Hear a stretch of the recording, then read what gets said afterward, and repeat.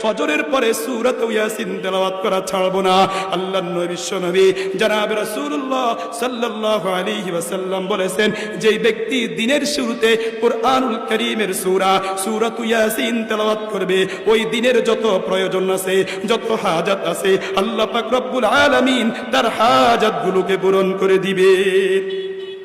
আবার আপনি যদি মাগরিবের পরে সূরাতুল ওয়াকিয়া পাঠ করেন, আল্লাহর নবী বিশ্বনবী জনাবে রাসূলুল্লাহ সাল্লাল্লাহু আলাইহি ওয়াসাল্লাম বলেছেন, মান ক্বারাআ সূরাতাল ওয়াকিআতি ফি কুল্লি লাইলা লাম তুসিবহু ফাকাতুন আবাদা।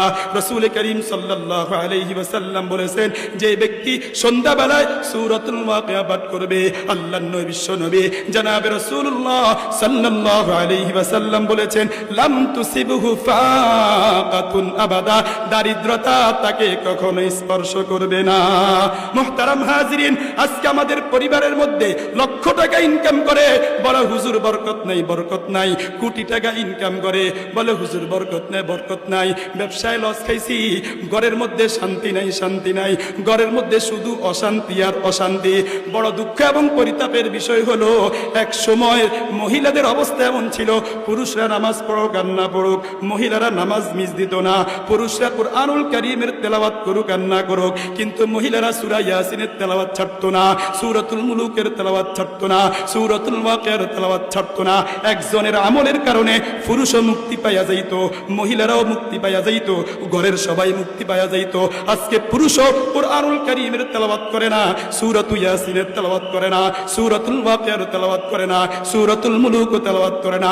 শয়তান ঘরগুলো শয়তানের ঘরে রূপান্তর হয়ে গেছে। ঘরগুলো কি ঘরে পরিণত হয়েছে? শয়তানের ঘরে পরিণত হয়েছেন।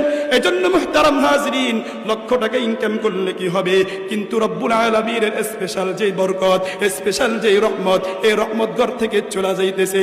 ঘরের মধ্যে শান্তি কই থেকে আসবে? এখন তো শুধু ঘরের মধ্যে শয়তান, শয়তান, শয়তান। এজন্য আমরা কি পাই না? শান্তি পাই না, মুক্তি পাই না। এজন্য মুহতারাম হাজিরিন, কুরআনুল কারীমের তৃতীয় নম্বর হক হচ্ছে ওয়ারাত্তিলিল কুরআন তারতিলা। নিয়মিত কিছু না কিছু কুরআনুল কারীমের তেলাওয়াত করা লাগবে। করবেন তো ইনশাআল্লাহ? মুহতারাম হাজিরিন, আল্লাহর রাসূল সাল্লাল্লাহু আলাইহি ওয়াসাল্লাম বলেন, খায়রুকুম মান তাআল্লামাল কুরআনা ওয়া আল্লামা। তোমাদের মধ্যে সর্বোত্তম ব্যক্তি কারা?